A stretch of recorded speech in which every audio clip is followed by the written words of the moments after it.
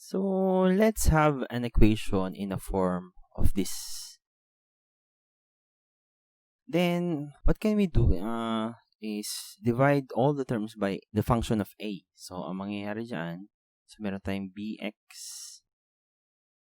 Now let's assign another term for these terms or functions. So let's say in some books they term it as px, p of x, and then they term this as q of x. Okay, so rewriting it gives us px y is equal to qx. Now, itong equation na nakikita ninyo, ito yung tinatawag nating standard form of first order linear differential equation. Now, from the previous video, I discussed that how do we come up with such equations, diba? So from my example, you should watch it para ma-build up yung concept na nasa ulo ninyo na kailangan pala nating mag-multiply ng something dito, which is in the form of nu x, diba? So magmo-multiply tayo dyan, magmo-multiply tayo dyan. Parang, yun nga lang, hindi kasi natin alam kung from this equation kasi, di ba, ang dinivide natin is yung a of x. But hindi natin na alam na a of x yun. So, we have to assign another function. Now, rearranging it, so isulat ko lang. Hindi actually v yan, nu yan nu. Yung v na parang Greek letter na ang basa is nu. So, nu dy dx. Pero v, pwede na rin. Wala naman pumipigil sa atin.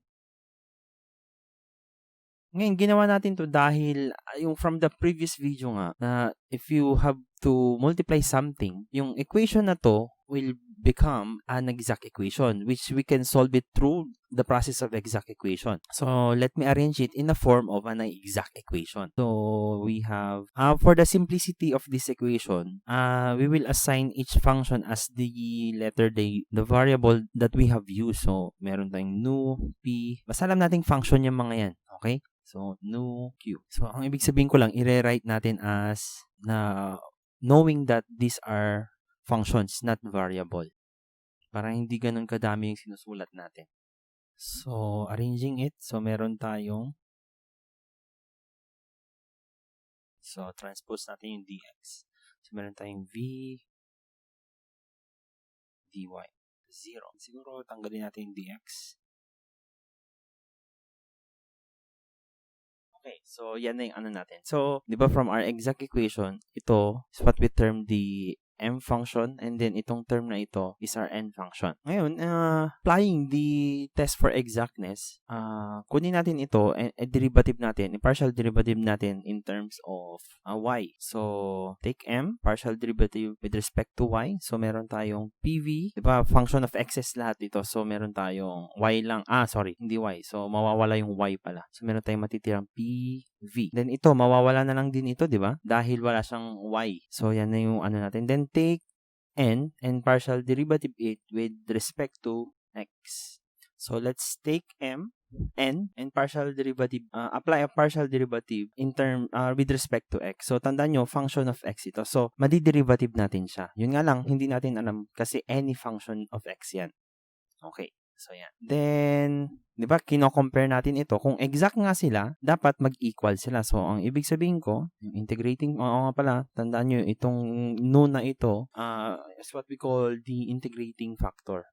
Is equal to, dahil yun nga, from the previous video, na alam natin exact ito, dapat mag-equal itong mga partial derivatives na ito. So, meron tayong dv, dx. And then, applying integration, kasi kung tutusin, we can determine the integrating factor in this equation. Kasi yun yung aim natin, alamin natin kung ano ba yung ipang-multiply natin sa equation natin. So, rearranging it, so, ano mo yung kalalabasan na mga natin. So, meron tayong p dx is equal to dv over, dv, ako din mismo, d nu over nu. Okay, and then applying integration, okay, so, ano bang kalalabasan yan? Ito, as the same, copyin lang natin.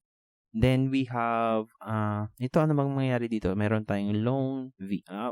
We don't need to put put an arbitrary constant. Kasi sa huli natin i-add yung arbitrary constant. Okay. Now, we have to determine nu. So, anong kailangan gawin? Gawin natin siyang exponent ng e. Ibig sabihin ko, e raised to ln v is also equal to e raised to the integration of, ilagay na natin yung function of x niya dito. Kasi, yun nga, kailangan natin function of x dyan. So, therefore, ito, mawawala lang itong term na to. So, magiging nu is equal to, yung the integrating factor is equal to e raised to the integration of the function p dx. Ito yung imumultiply natin doon sa ating equation. Okay. Going back sa ating, nasulatan ko na pala. So, i-rewrite ko na lang. Maybe we can now create a repeating process or the step-by-step process ng pagsosolve ng linear differential equation. So maybe, let's say that this is the first step, is to make your differential equations look like this. Ibig sabihin, i-rearrange nyo lahat ng DE na makikita ninyo. Kunyari, hindi nyo na ma-separate, hindi siya homogeneous, hindi siya exact, but you can make it so that it can look like this form. Okay, so yun yung first step natin. Ngayon, second step is to determine kung nagawa nyo yan at pumasok sa form na yan, then you can proceed to step 2, which is applying or determining the integrating factor. So, after determining it, anong gagawin natin? Is to multiply the integrating factor in all the terms. And then, the fourth step is to apply integration on both parts. To be honest, itong step 4 and step 3 can be the same step, but we will make it a separate step. Kasi tandaan nyo itong, di ba, i-integrate natin ito. So, ibig sabihin, makukuha na natin yung sagot. Pero, you have to remember na itong part na ito, may equivalent yan. From the previous video, na ito pala, itong part na ito is just simply equal to the derivative with respect to x nung ating integrating factor times y. So, equal yan sa, at saka wag natin kalimutan. So, ibig sabihin ko lang dito is, i-derivative mo pa lang, integrate mo na. So, ito, makakancel out na yan. So, therefore, yung ating final answer or the final process should be this process. Okay, so ito yung parang magiging final answer natin. Then, simplifying it further, be more desirable, di ba? So, that's how we solve first order linear differential equation.